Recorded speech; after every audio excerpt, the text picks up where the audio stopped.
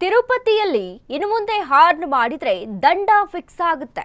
ಇದು ತಿಮ್ಮಪ್ಪನ ದರ್ಶನಕ್ಕೆ ತೆರಳುವ ಭಕ್ತರಿಗೆ ಬಿಗ್ ಅಲರ್ಟ್ ಅಂತ ಹೇಳಬಹುದು. ತಿಮ್ಮಪ್ಪನ ಬೆಟ್ಟದ ಮೇಲೆ ಹಾರ್ನ್ ಮಾಡಿದ್ರೆ ಬೀಳುತ್ತೆ ಫೈನ್. ಈಗಾಗಲೇ ಒಂದಿಷ್ಟು ಟೆಂಪಲ್ಗಳನ್ನು ನಾವು ವಿಸಿಟ್ ಮಾಡಿದಾಗ ಒಂದಿಷ್ಟು ರೂಲ್ಸ್ ಅಂಡ್ ರೆಗ್ಯುಲೇಷನ್ಸ್ ಇರುತ್ತೆ. ಅದೇ ರೀತಿಯಾಗಿ ತಿರುಪತಿಯಲ್ಲಿ ಆದಂತಹ ಹೊಸ ನಿಯಮ, ಹಾರ್ನ್ ಮಾಡಬಾರ್ದು, ಹಾರ್ನ್ ಮಾಡಿದ್ರೆ ದಂಡ ಫಿಕ್ಸ್ ಆಗುತ್ತೆ.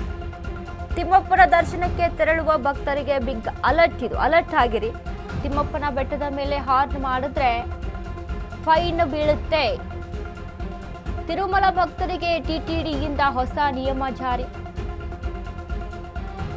ಬೆಟ್ಟದ ಮೇಲೆ ಹಾರ್ನ್ ಮಾಡುವುದಕ್ಕೆ ಸಂಪೂರ್ಣ ನಿಷೇಧವನ್ನ ಹೇರಿದ್ದಾರೆ. ಆಧ್ಯಾತ್ಮಿಕ ವಾತಾವರಣ ಕಾಪಾಡಲು ಟಿಟಿಡಿ ಕಠಿಣ ಕ್ರಮವನ್ನ ತೆಗೆದುಕೊಂಡಿದೆ. ಅನಗತ್ಯ ಶಬ್ದ ಮಾಲಿನ್ಯ ಮಾಡಿದ್ರೆ ತಪ್ಪದು ಭಾರಿ ದಂಡ. ತಿಮ್ಮಪ್ಪನ ಸುತ್ತಮುತ್ತ ಶಬ್ದ ಮಾಲಿನ್ಯ ತಡೆಯಲು ಈ ಕ್ರಮವನ್ನ ತೆಗೆದುಕೊಂಡಿದ್ದಾರೆ. ವಿಐಪಿ ವಾಹನಗಳಿಗೂ ಅನ್ವಯ ಆಗುತ್ತೆ. ಉಲ್ಲಂಘಿಸಿದ್ರೆ ಫೈನ್ ಫಿಕ್ಸ್ ಆಗುತ್ತೆ. ತುರ್ತು ಪರಿಸ್ಥಿತಿಗಳಲ್ಲಿ ಮಾತ್ರ ಹಾರ್ನ್ ಬಳಸಲು ಅವಕಾಶ. ಶ್ರೀವಾರಿ ಭಕ್ತರಿಗಾಗಿ ರಸ್ತೆಗಳಲ್ಲಿ ಜಾಗೃತಿ ಫಲಕವನ್ನ ಅಳವಡಿಕೆ ಮಾಡಲಾಗಿದೆ.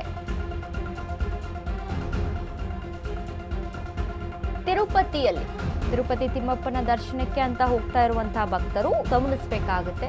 ಅಲರ್ಟ್ ಆಗಿದೆ. ಅಂದ್ರೆ ಸುಮ್ನೆ ಹಾರ್ನ್ ಮಾಡುವಾಗ ಸುಮ್ನೆ ಯಾರು ಹಾರ್ನ್ ಮಾಡೋದಿಲ್ಲ. ಬಟ್ ಚಿಕ್ಕ ಪುಟ್ಟ ವಿಚಾರಕ್ಕೆ ಏನೋ ಹಾರ್ನ್ ಮಾಡ್ಕೊಂಡು ಅಥವಾ ಈ ರೀತಿಯಾಗಿ ತುಂಬಾ ಶಬ್ದ ಮಾಲಿನ್ಯ ಆಗುತ್ತೆ.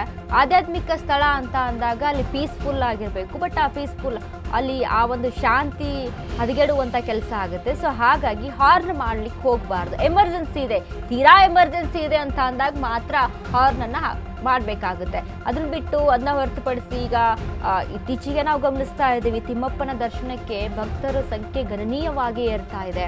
ತುಂಬಾ ದೊಡ್ಡ ಮಟ್ಟದ ಅಲ್ಲಿ ಯಾತ್ರಿಗಳು ಕೂಡ ಆಗಮಿಸ್ತಾ ಇರುವಂಥದ್ದು. ಯಾಕೆ ಈ ನಿಯಮ ಅಂತ ನೋಡಿದಾಗ ಚಾಲಕರು ಯಾವುದೇ ಕಾರಣಕ್ಕೂ ಕೂಡ ವಾರ್ನ್ ಮಾಡುವಂಥದ್ದು ವಾಹನ ಯಾಕೆ ಈ ನಿಯಮ ಅಂತ ನೋಡಿದಾಗ ಸೈಲೆಂಟ್ ತಿರುಮಲ ಇನಿಷಿಯೇಟಿವ್ ವಿಶೇಷ ಅಭಿಯಾನ. ಬೆಟ್ಟದಲ್ಲಿ ಗೋವಿಂದ ನಾಮಸ್ಮರಣೆ ಮಾತ್ರ ಕೇಳಿ ಬರಬೇಕು.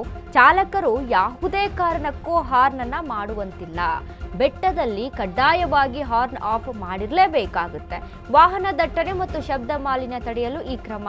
ತಿರುಮಲದಲ್ಲಿ ವಾಹನಗಳ ಸಂಖ್ಯೆ ಗಣನೀಯವಾಗಿ ಹೆಚ್ಚಳ. ನಿತ್ಯ ಬೆಟ್ಟಕ್ಕೆ 10,000ಕ್ಕೂ ಹೆಚ್ಚು ವಾಹನಗಳು ಆಗಮನ ಮಾಡ್ತವೆ. ಚೆಕ್ ಪೋಸ್ಟ್ನಲ್ಲಿ ನೂರಾರು ವಾಹನ ದೀರ್ಘ ಸರತಿ ಸಾಲಿನಲ್ಲಿ ನಿಂತಿರ್ತವೆ.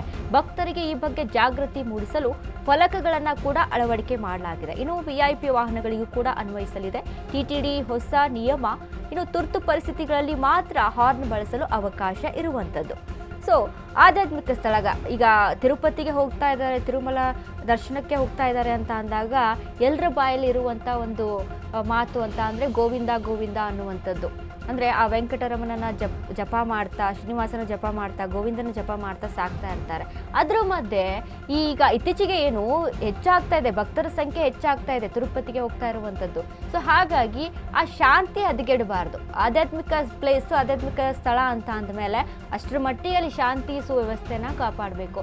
ಸೊ ಹಾಗಾಗಿ ಅಲ್ಲಿ ಗೋವಿಂದ ಅನ್ನುವಂಥ ನಾಮಸ್ಮರಣೆಯನ್ನು ಬಿಟ್ಟರೆ ಬೇರೆ ರೀತಿಯಾಗಿ ಶಬ್ದ ಮಾಲಿನ್ಯ ಆಗಕೂಡದು ಅನ್ನುವಂಥ ನಿಟ್ಟಿನಲ್ಲಿ ಟಿಟಿಡಿ ಈ ಒಂದು ನಿಯಮವನ್ನು ಜಾರಿಗೆ ತೆಗೆದುಕೊಂಡು ಬಂದಿದೆ.